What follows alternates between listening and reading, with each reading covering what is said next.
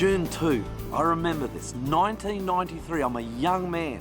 I'm living here on the Gold Coast. It's my first job as a pastor and I am enjoying life. Not married, no responsibilities except the church. And I'm surfing and I'm swimming and I'm living on the beach. I'm living it up.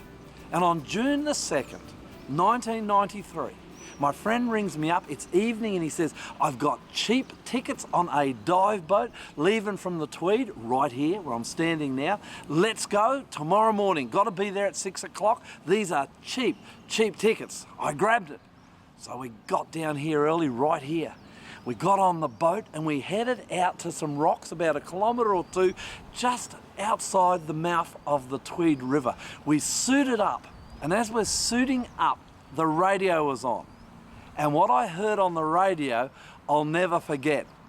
I want to tell you what I heard, but before I do, I want to go out to the heads here and see if I can show you where we were diving. Let's go. So you can imagine the scene. Here we are, we're in the boat, we've gone out through the river mouth there, the Tweed River mouth, we're about 1 kilometre out to sea. The dive boat is anchored. We've got our wetsuits on, we've got our tanks on, I've got my mask on, I'm just putting my fins on. I'm about to get into the water. And the dive boat captain had the news on. And there was a news story coming out of Byron Bay, which is just over the water, not far at all. You can see Byron Bay when you're out at sea on the dive boat from here. And this news story came across and it horrified me. Remember, I'm about to get into the water. I'm going to take you down to Byron Bay and I'll tell you what the news story was. So this is Julian Rocks, Byron Bay. Behind me is Julian Rocks, out to sea there, tiny little outcrop, rocky island, and it is drop dead gorgeous. It's beautiful and it's really good for diving. And when you go out there to dive, what this place is famous for is grey nurse sharks. Now they're a fearsome looking shark. They have teeth hanging out of their head, but they're harmless and so they're great to dive around. So we're about to go on our dive, about 50 k's up that way just off the Tweed. And we hear this story on the news. You can imagine the impact it has on us. There's a young couple, they're on their honeymoon. They've just finished their dive at Julian Rock and they've surfaced. Now while they were doing their dive, the girl, the wife, talks about a great big shark, a grey nurse that circled them. Remember, they're harmless, while they were diving. Well, they come up to the surface, realise they're 100 or 200 metres away from the boat. They need to go down a little bit, just maybe 10, 15 feet, 20 feet to decompress. And as they went to go down, a shark, the same shark that had circled them, only it wasn't a grey nurse. It was 21 feet long, a female great white. The shark that had circled them now attacked. And like the Jaws movie, it came up from underneath. The young husband, they are on their honeymoon. This is supposed to be a happy time, a joyous time, just married. The young husband saw what was happening, saw the shark coming, and pushed his wife away. And the shark took him and disappeared down to the bottom of the ocean. But that wasn't the end of the story. The wife, she sees what's happened. She surfaces, she's screaming. You can imagine the scene. The boat that they were in, the dive boat, quickly comes across, picks her up and gets her up out of the water, and the dive instructor goes down into the water to look for the husband. He saw the great white shark. He very quickly realised what had happened. He got back in the boat, they called for help. You know that a fishing boat came out, it hooked that great white shark, and that white shark was so big and it was so powerful that it straightened out the hook and bit the line in two and disappeared off out to sea. What a terrible, terrible tragedy. A storm, if I've ever seen one. You can imagine how we were feeling on the boat. This terrible attack, a shark the size of a combi bus, 21 feet long, takes this guy out just across the bay from where we were about to jump in the water. But would you believe it? We jumped in the water. We got down there. You know what happened? I'm diving, I'm already sensitive, I'm on edge. We got down there and there was a wobbegong shark. You can't see them. They disappear, they're camouflaged in the sand. And this wobbegong shark, I'm diving along, I'm already on edge looking for a great white shark, and this thing reared up in front of me. I tell you, I almost had a heart attack. But as I remember that story, I just can't imagine how terrible it must have been for the fiance of that man.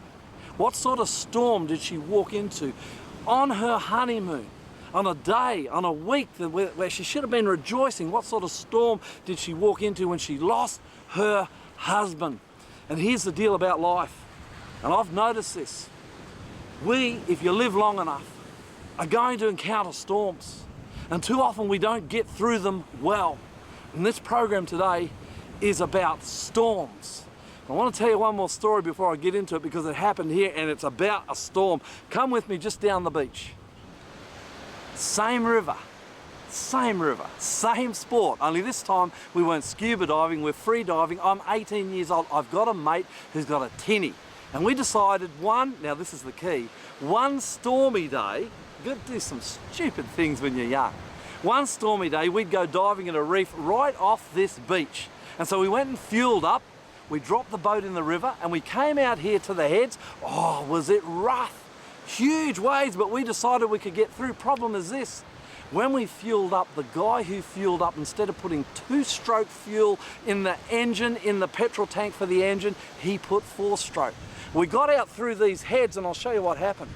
The engine stalled and we drifted right around here into this lineup of waves behind me. And you know what? You're looking 4-5-meter waves. The boat, the engine stalled, it's not working, and we're in real trouble. We went over the first set, I remember, might have been a long time ago, but I can remember this storm. We went over the first set, whoa, we just made it over. I decided I was going to bail if this thing was going to tip upside down in these waves. Well, we hit the second set and we went up and I realised this boat was going under and I bailed and I left the other 2 guys in the boat, and I remember it going right up and tipping over end for end backwards. It was a disaster. We sunk in the storm. They sent the Westpac helicopter down to rescue us. By the time it got here, we'd washed into shore. We were a sorry lot. The boat was wrecked, the engine was wrecked, all our gear, thousands of dollars of diving gear had disappeared. We hit a storm. We were unprepared and we sunk. Now, as I said, you're going to face some storms. And I can tell you right now, if you're not ready for them, you too are going to sink. Now, it may not be a shark attack. It may even be more fearsome than that. It may be a smaller storm, doesn't matter. You need to know how to get through the storms of life with Jesus, and that's what this program's about. Storms. We all get into them at some time or another. You live long enough, you're going to face a storm. That poor girl on a honeymoon with a husband, married just a couple of days, to see a husband taken by a great white shark, man, that's a storm. That's a fierce storm. And if you've lost a husband or a wife or a partner, you know exactly what I'm talking about. That story, more than 25 years ago, I bet you if you were to talk to that girl today, that the scars would still be there. And that's what storms do. They will scar you, they hurt you, they leave you in pain, and sometimes they break people and they sink to the bottom of the ocean and they never get out of the storm, and that's a tragedy. And it doesn't have to be. And you know, when they're impacted by storms in their lives, usually they'll do one of 2 things. You remember, silly boys, we were going out through the bar on that stormy day, the boat tipped over. You remember we did one of 2 things. The boys in the boat, they just stuck with it. They were not leaving that boat in the storm no matter what, and as that boat went up and backwards, huge wave, tipped it upside down, they went down with the boat. Me? You know what I did? I bailed. And that's what people do. They either stick in the storm and they stay with the boat and they sink, or they bail like I do, they ran. Whatever you're doing, no matter what the storm is, I know that today, this Bible passage we're going to look at will help you through the storm. You will survive. And if you take on board what Jesus tells you in this story, you'll more than survive, you will thrive. And you'll look back on the storm, you might be a bit scarred, but I'll tell you what, you're going to come out of it strengthened, stronger, a stronger person. Let's look at the story. It's found in Luke chapter 8. I want to read the story straight from the Bible. Luke chapter 8, verse 22 to 25. It's just a little story, but man, does it pack some power. Luke 8, 22 to 25. Now it happened on a certain day that he got into a boat with his disciples, that's Jesus, and he said to them, "Let us cross over to the other side of the lake." And they launched out. But as they sailed, he fell asleep. And a windstorm came down on the lake, and they were filling with water and were in jeopardy. And they came to him and awoke him, saying, "Master, Master, we are perishing." Then he arose and rebuked the wind and the raging of the water, and they ceased, and there was calm. But he said to them, "Where is your faith?" And they were afraid and marveled, saying to one another, "Who can this be? For he commands even the winds and the water, and they obey him." Just a simple little story. It's one of these Bible stories that my dad and my mum used to tell me as a kid as I was growing up. Oh, I was so blessed to have a mum and dad who knew Jesus, who told me Bible stories every day of my life as I grew up. It was amazing. Oh, it put me in good stead later on in life, let me tell you. And this story, it's about a boat, about Jesus in a boat. And I've always loved boats. In fact, as a little fella, my dad, for some time in his life, was a boat builder. And I've always been around boats and always loved boats. And so this story, when I first heard it, and really from then on in, it's one of those stories that gets real traction with me. Let's look at it. I want to look at it verse by verse. Luke chapter 8, verse 22. Now it happened on a certain day that Jesus got into a boat with his disciples, and Jesus said to them, "Let's cross over to the other side of the lake." And they launched out. Now this lake, Sea of Galilee, in modern day Israel, ancient sea. I've been telling my executive producer, Andrew Hunt, we got to go to Israel. I have never been there. Can you believe that? All my friends, all my fellow colleague pastors, they've all been there. In fact, some of them just went on a trip a few weeks ago and they're telling me about it. I think I've got to go there. But apparently the Sea of Galilee is beautiful and it's quite large. And so Jesus says to them, let's get in a boat and go to the other side of this inland sea. And so that's what they did. They got into the boat, they launched out, and they started heading for the other side on a journey. This is a journey, and your life is a journey. It starts as a baby and it ends as you get old and die. Well, you pray that's how it goes. It's a journey. Now, I don't mind journeys. Just the other day, I went on a journey from Sydney to Brisbane to visit my dad and mum. Remember, I woke up at 4:30 in the morning. That's not usual for me. I got dressed and then I went into my son and my daughter and I woke them up and I said, "Get up." It's 10 to 5. I said, "Get up. We're going on a journey from Sydney to Brisbane in the car. Get up, get up." And that's what Jesus is on here. He's on a journey. You're on a journey. I'm on a journey. We're all on journeys. Let's follow the story. Luke chapter 8, verse 23, the story continues. But as they sailed, Jesus fell asleep. And a windstorm came down on the lake, and they were filling with water and were in jeopardy. Their boat hit a storm on the lake, on the Sea of Galilee. Now, apparently, the Sea of Galilee can have some ferocious, intense storms, and many people have lost their lives through the centuries on this inland sea. And one of these storms, where the wind sweeps down from the mountain, struck their boat, and it was a huge storm. It was a dangerous storm, so much so that the waves were coming over the edge of the boat and were filling the boat up. But Jesus, and I want you to get this, Jesus was in the boat. Now, on your journey, you are going to have storms. You can't escape them. It doesn't matter who you are. It doesn't matter how much money you've got, how good your job is. If you live life, which we're all doing, you are going to be impacted by storms that will come your way. Sometimes the storms are self-inflicted. I've had a few of them. Sometimes the storms come from out of the blue and you've done nothing to bring them on, but they're there. And you feel like, I know what it's like. I've been in a few. You feel like the storm is going to sink your boat. But if you've got Jesus, and this is the point of this story, if you've got Jesus in your boat, it will not sink. You can go through a divorce. I've been there. Whew, terrible. Ferocious, intense storm, dark storm. I felt like my boat was going to sink.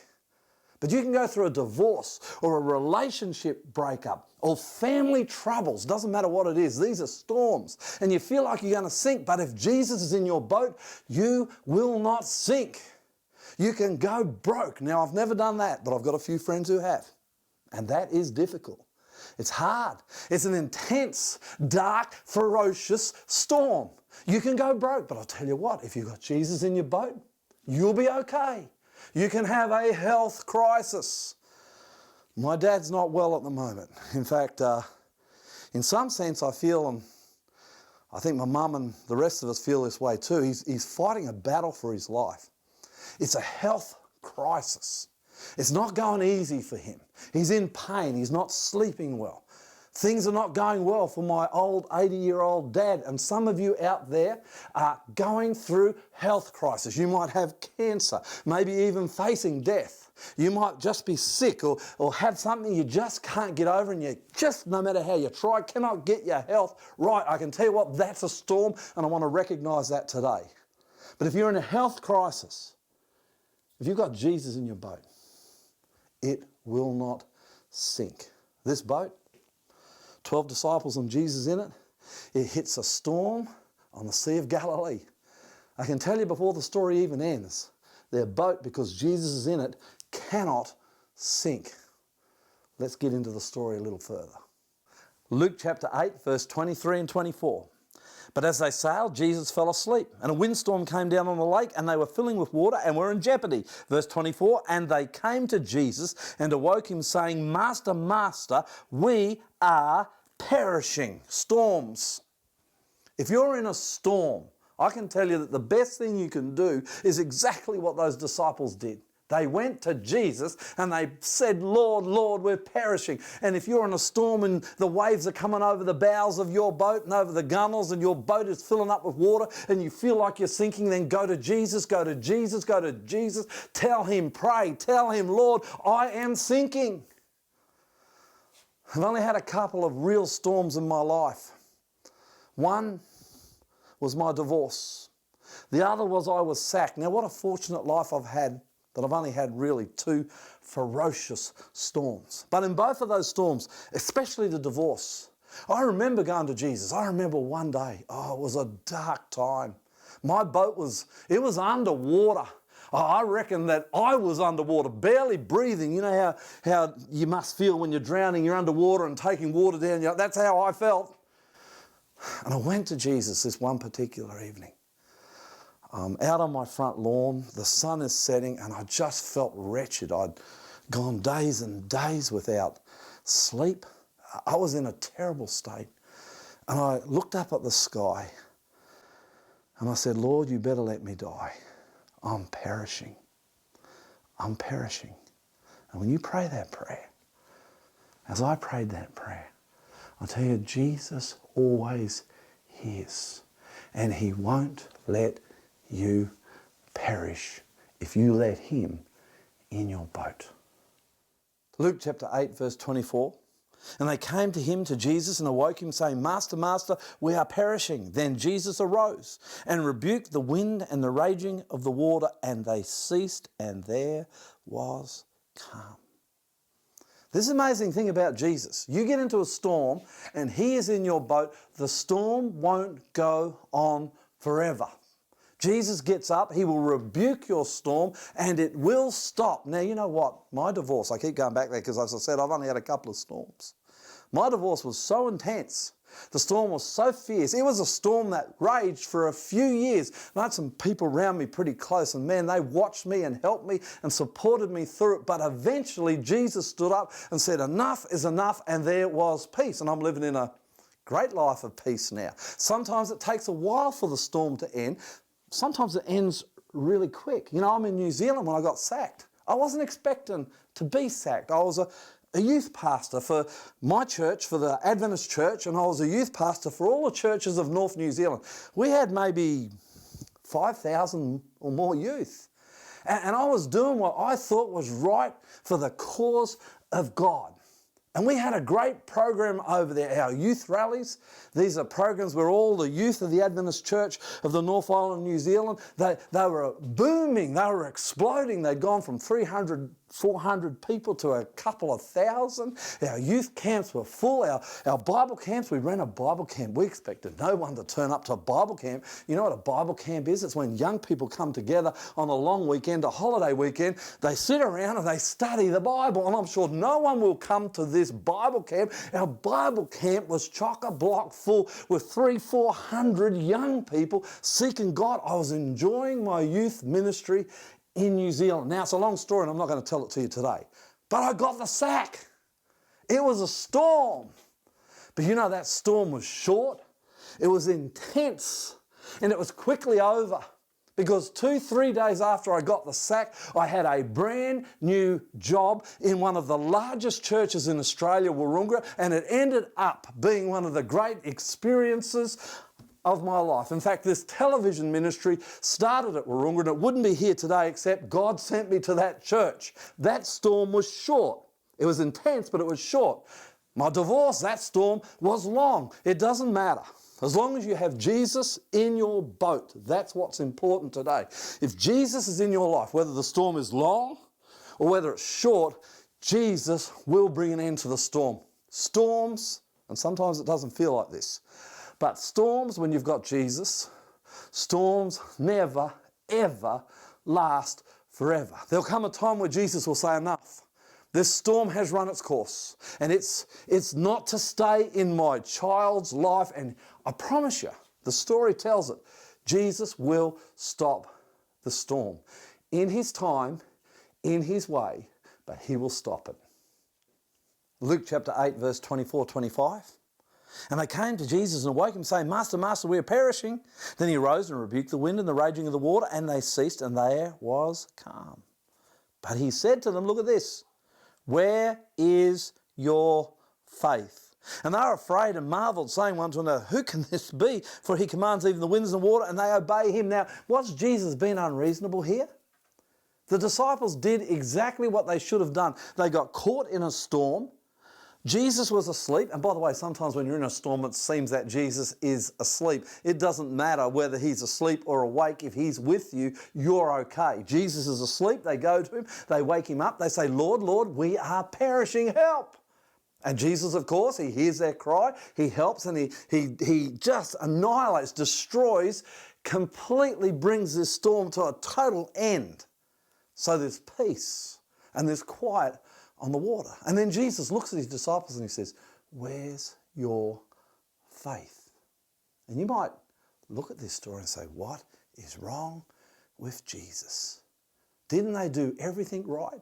When I look at this story, I can almost see a little bit of irritation with Jesus, with his disciples, where he says to them, where is your faith? But Lord, we came and asked you for help. Where is your faith? And Jesus is asking you the same question today in the storm that you're facing. Where is your faith? Why?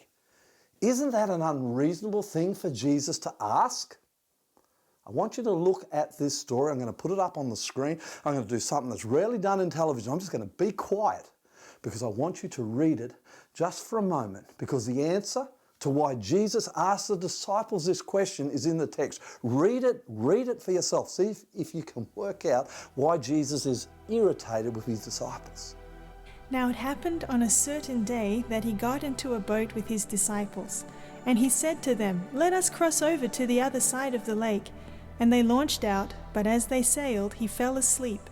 And a windstorm came down on the lake, and they were filling with water and were in jeopardy. And they came to him and awoke him, saying, Master, Master, we are perishing. Then he arose and rebuked the wind and the raging of the water, and they ceased, and there was a calm. But he said to them, where is your faith? And they were afraid and marveled, saying to one another, who can this be? For he commands even the winds and the water, and they obey him. So what did you come up with? Why was Jesus irritated with his disciples? Here's the answer, verse 22. Now it happened on a certain day that he got into the boat with his disciples. Here it is, watch. And he said to them, this is it, let's cross over to the other side of the lake. Jesus had already told them they were going to the other side. And when Jesus tells you you're going to the other side, you are going to the other side. Your life will be struck by storms. They will be ferocious, they will be intense, and they will be wild. But if Jesus says you're going to the other side, with Him in the boat, you are going to the other side. And you might say, wait, Pastor, you've got that wrong. I've got cancer and I'm going to die. What are you talking about? This storm's going to go on till the day I die. You know, I had a friend at church that I was pastoring in a few years ago, and she was dying of cancer, and she died. I had another mate just a year or so ago. He also died of cancer. I sat by their beds. I watched them as they went through this storm, and both of them died. Look at the text. Luke 8:22. Jesus said, let us cross over to the other side of the lake. We don't get to the other side until Jesus comes. And when Jesus comes, then our journey is over. It's that simple. Jesus is taking us to the other side, all the way through life to our death, and one way or another, if Jesus doesn't come, we'll all die. All the way to our death, Jesus has taken us, and then when He comes and we're resurrected, we're on the other side, where Jesus promised He'd always take us. I pray that'll be the blessing in your life today. I know what a big deal it is to go through a storm, having been through a few myself, and so today I want to give you something extra, something special. It's a DVD made by some friends of mine. It's one of the best I've seen. It's on Beyond Pain. It's sensational watching, and I want to give it to you for free. So contact us. It's for free, no obligation, and I will get it out to you as soon as possible. And I know this DVD, I know it will bless you. My name's Lloyd Grollman. I'm the Aussie pastor, and I love you, I love you, I love you. But as much as I love you, you know what? God, He loves you a lot more. See you next time.